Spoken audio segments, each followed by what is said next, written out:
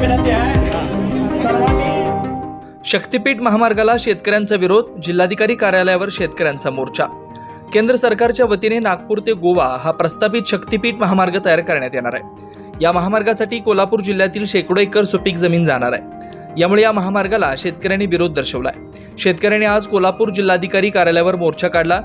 जिल्ह्यातील आणि तालुक्यातून अनेक शेतकरी मोर्चात सहभागी होऊन या महामार्गाला तीव्र विरोध केला। कोणत्याही परिस्थितीत हा मार्ग होऊच देणार नसल्याचा इशारा शेतकऱ्यांनी दिला।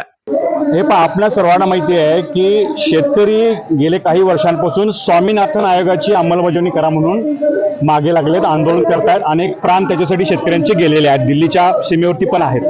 पण एकाही शेतकऱ्याने, एकाही नागरिकाने कोणतीही मागणी न करता सरकारला एवढी जनतेची काळजी लागली की त्यांच्या मॅनिफेस्टोमध्ये पण कोणतीही गोष्ट नव्हती।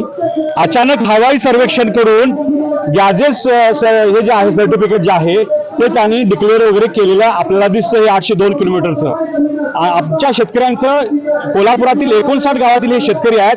कोल्हापुरात 100% जमीन जी आहे ती बागायत आहे। इथं कोणतीही कोरडवाहू शेतकरी नाही आहे। आम्ही सातत्याने आंदोलन करून 2013चा कायदा जो आहे जमीन संपादनाचा तो संसदेत पारित केलेला आहे। सरकार काय करते, जाणीवपूर्वक कंत्राटदार, मंत्री आणि हे रस्ते विकास महामंडळाचे अधिकारी यांनी संघटन करून काय केलं आहे, शक्तीपीठ म्हणलं आहे। हे शक्ती जे भांडवलदारांना शक्ती पोहोचवण्यासाठी हा कायदा केला आहे। पर्यावरणाची नासधूस होणार आहे, या रस्त्याचं झालं तर त्याला टोल होणार आहे। शेतकऱ्यांचे कोणतीही ट्रॅक्टर असेल, गाड्या असेल, याच्यासाठी कोणतीही सुविधा याच्यासाठी नसणार आहे। आणि म्हणून आम्ही सर्व कोल्हापूर जिल्ह्यातील शाहू महाराजांचे विचारांचे शेतकरी जे आहे ते या शक्तीपीठ महामार्ग विरोध करून सांगतोय की कोल्हापूर जिल्ह्यातील 1 इंच ही जमीन या भांडवलदार सरकारला, भांडवलदारांची चमचेगिरी, कंत्राटदारांची सरकारला आम्ही शेतकरी जमीन घेऊ देणार नाहीये।